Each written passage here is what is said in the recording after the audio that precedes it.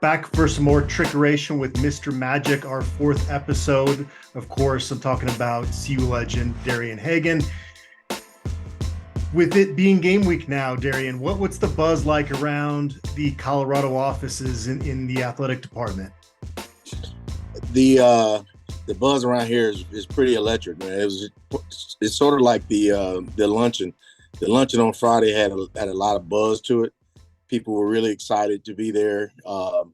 Just like today at work when I showed up, we had a meeting this morning with the chancellor and Rick George. They spoke to us, and you can tell the excitement in the room was unbelievable. Same thing with the coaches. Coaches are walking around. Usually, the first game, coaches they walk around and they kind of tight. These guys, they're not tight. They're confident. They have their belief level is high, which it should be. And I'm super excited. I'm super excited just to see the guys compete. They've been competing against each other for so long. Now you get to compete against someone else. That's going to be awesome just for them. I'd imagine as a coach, you have kind of a wide range of emotions on game week. Probably hard to pinpoint one specific feeling that you have as a coach. Yes. Game week, especially your first game, you're super excited. With TCU, we have a little bit of not an advantage, but we have a little bit of a familiarity because we played against them last year. So, we know what they're going to do on defense. We know what they're going to do on offense. The unknown is what are we going to do on defense? What are we going to do on offense? So the excitement level, being unknown, the excitement level should be high. As a coach, when I was, coaching my first game of the season, it was always, tense. It was always, you had butterflies because you wanted to make sure that you were doing the best job you possibly could for your guys. It's going to be hot down there on Saturday. Right. Projected to be over 100 with obviously humidity with it being there in the Fort Worth area. Do you remember what the hottest game you ever played in was? The hottest game I ever played in, I would say, would have been my junior year, summer, first game of the year against Tennessee in Anaheim, California. And it was super hot. And I think we had over 106 plays in that game. So, usually, for the season, you get 100 plays, you get a letter. So everybody on offense lettered that first game. But you talking about hot, man. That was the hottest I've ever been. And then going down to TCU this week, with the weather being, up and down in different climates here, you don't know what to expect.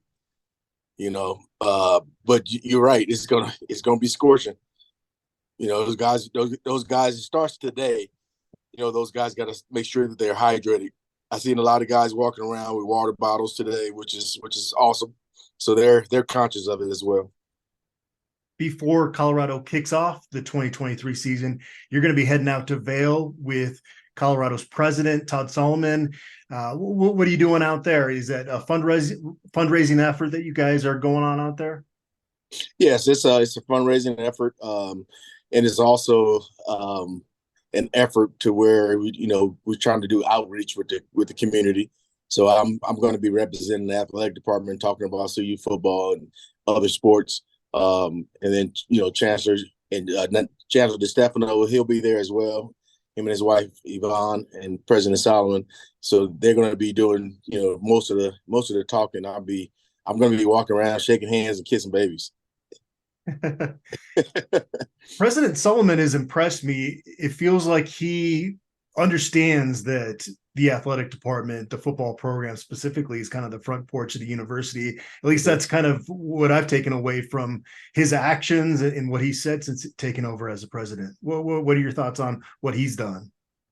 He's done a great job of opening up avenues and different doors for the athletic program and specifically Colorado football. Being able to get the guys in here that we need to be competitive. He's helped do that. the last president we had that was really connected to football and connected to campus, like President Solomon is, it was Dr. Gordon Gee. When I played, Gordon Gee was awesome, man. He's 82 years old and he's still the president. He's the president right now at West Virginia University. So he's still doing a good job. He's a guy that's serving the kids, and that's why we all in this business, to service the kids. And President Solomon, he does a good job of that.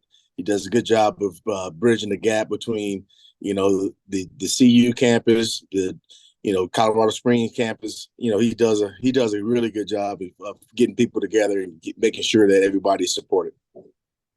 I never understood why academics and athletics would ever be at odds. It feels like they can help each other out so much. So it's awesome to see a president that realizes that. So Right. excited that he's at the helm there, because I think we've already seen it really benefit Colorado football quite a bit.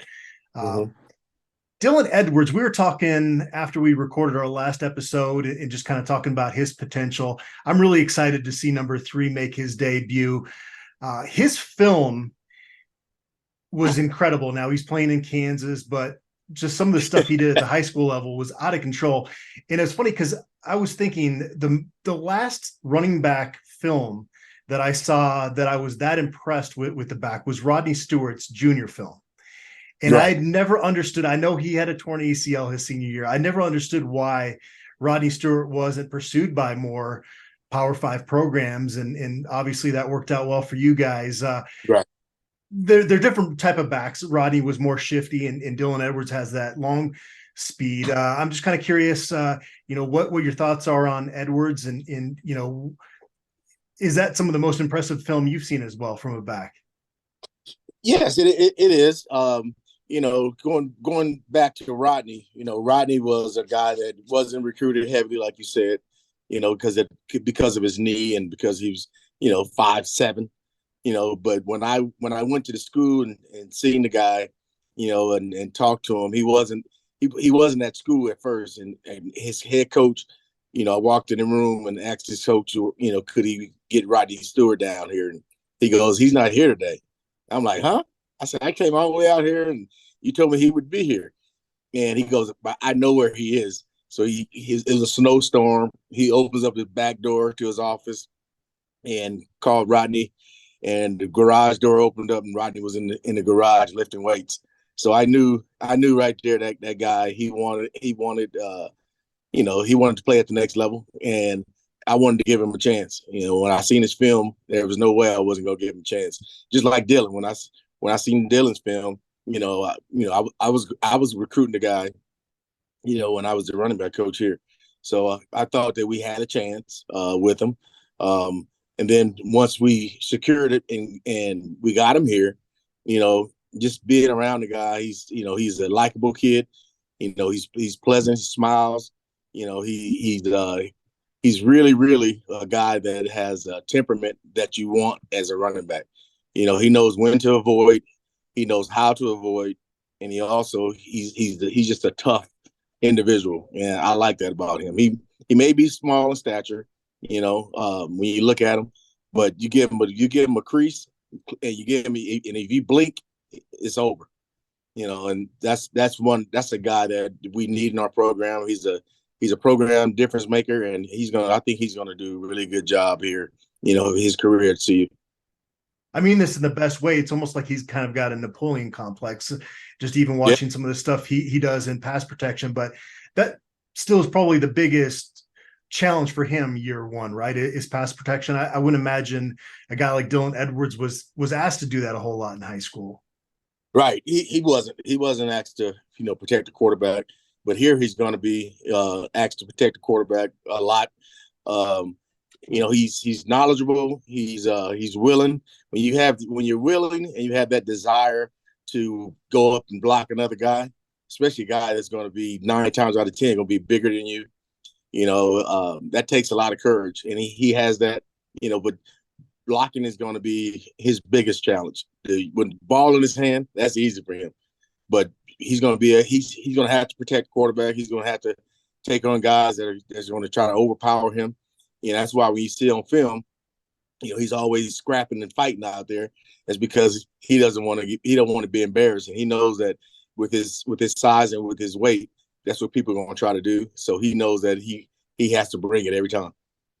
We teased it on our last show. I got to get your thoughts on Colorado's move back to the Big 12. Were you paying much attention to all this conference realignment madness? And what was kind of your reaction when you found out that Colorado was indeed going back to their former conference? I was in shock. I was in shock that we were going back to the Big 12. I think it's a great fit, especially with the Pac-12 where you see it now, where, with 4 teams left. Yep. And it might just be down to 2 because of Stanford and Cal maybe going to the ACC, so I never really had a connection to the Pac-12. Excuse me. And I don't think a lot of our programs thought that the Pac-12 was a natural fit for us. Now the Big 12 is a natural fit because we're in the middle of the country. Every school that we play is going to be in the middle of the country except UCF and West Virginia. Those but you play them every other year, and every other year they come to us. So, but the rest of the time you playing, schools that's right in the middle of the country, and you're able to get home and you're able to, have a day to be yourself, be a kid, be a young man, in college, So I think it's a great fit. Rick George, Rick, I don't think he gets a lot of credit for the things that he's done. A lot of the things that he's done has put Colorado on the map, and for a long time, and people, a lot of credit goes to Coach Prime as well. But Rick George is, in my opinion, my humble opinion, he's one of the best ADs in the country, if not the best. I grew up in Phoenix, so I grew up a big fan of the Pac-10. You grew up out in Los Angeles, but it just didn't seem to fit the way that we all expected it to when Colorado joined that conference. And once Right. USC and UCLA made that decision to join the Big Ten, I think any luster that was still remaining of being in that conference left with those LA schools. So I just never felt the passion in those Pac-12 stadiums that you do when you go to, and I know the Big 12 is going to look different than it did back when you guys were in the conference before, but you go into those towns and it means so much more, it seems, to those communities. Absolutely, because those communities they're smaller. It's smaller communities, and the people are into sports more because a lot of times those small communities there's not really a lot to do. So when football season, basketball season, and stuff comes around, they want to get out and they want to support.